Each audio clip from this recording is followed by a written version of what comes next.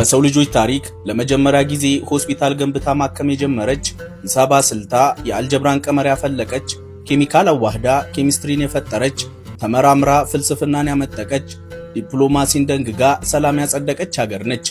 አርክቴክቸር፣ አስትሮኖሚ፣ ሳይንስና ዲፕሎማሲ ቋንቋ ሆነው ተቀላጥፈው ከመነገራቸው በፊት አፍ ያስፈታቻቸው እሷ ነበረች። ዜጎቿ የኒኩለር ሳይንስ ጠበብቶች ናቸው። በሚሳኤል ግንባታ ዓለም ይመሰክርላቸዋል። ድሮን ማምረትን ተክነውበታል። በመካከለኛው ምስራቅ ሀገራት የመጀመሪያዋ ድሮን አምርታ መጠቀም ኤክስፖርት አድርጋ መሸጥ የቻለች ሀገር ነች። በዛ ላይ የቀደምት ስልጣኔ ባለቤት። እሷ ባትኖር ስልጣኔን ማን ያስተምረን ነበር የተባለላት። ዓለም ነጋ ጠባ ስሟን ሳይጠራ መዋል አይችልም። ስሟ የፖለቲካው መንደር ማድመቂያ ነው። እሷ ያልገባችበት ፖለቲካ ምኑን ፖለቲካ ሆነ እያሉ በወሬያቸው መሃል ጣል ያደርጓታል። ጎረቤቷን አውድመው መሪዋን ገለው በጣሉ ከ22 ዓመት በኋላ ዛሬ ተራ የደረሳት ይመስላል። በወሬ የሚያቋትን ኢራን በአካል ባየኋት ብለው ነበር። ይኸው በፋርሶቹ ምድር ተገኝተናል። ከእግር እስከ ራሷን ጎበኛታለን። አብራችሁን ቆዩ።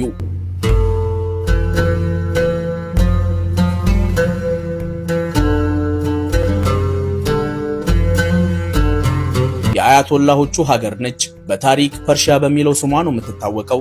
አረቦች ይመስሉናል። እነሱ ግን አረብ ሲባሉ የተሰደቡ ያህል ነው የሚሰማቸው። እኛን ስትጠሩ ፋርሶች ብላችሁ ጥሩን ይላሉ። እውነት አላቸው። ከአረቦች ጋር ከጉርብትና ሃይማኖት ያለፈ የሚያገናኛቸው ነገር የለም። በመካከላቸው የታሪክ፣ የቋንቋ፣ የባህል፣ የጎሳና የማንነት ልዩነት አለ። የኢራኖች ቋንቋ ፋርሲ ወይም ፐርሺያን ይባላል። ከኢንዶ ኢሮፒያን ቋንቋ ዘር ይመደባል። የህንድና የአውሮፓ ቋንቋዎች ቅይጥ ማለት ነው። ታዲያ እንዲሁ ቅይጥ እንዳይመስላችሁ።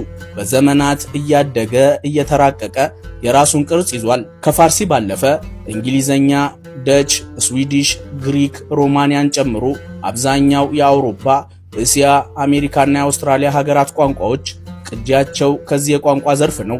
ኢራን መካከለኛው ምስራቅ ከእስያ ጋር የሚገናኝባት መስቀለኛ መንገድ ወይም አዋሳኝ ድልድይ ልንላት እንችላለን።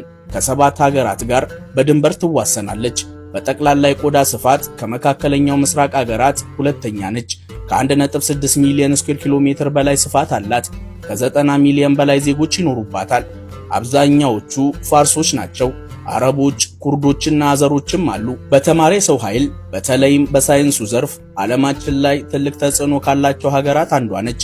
በናኖ ቴክኖሎጂ፣ በኒኩለር ሳይንስ፣ በስፔስ እና ሚሳኤል ቴክኖሎጂ፣ በሳይንስ ጥናትና ምርምር በቀጠናዋ ያሉ ሁሉንም ሀገራት ታስከነዳቸዋለች። በየዓመቱ በሚሊዮን የሚቆጠሩ ተማሪዎችን በከፍተኛ የትምህርት ጥራት በሳይንሱ ዘርፍ ታስመርቃለች።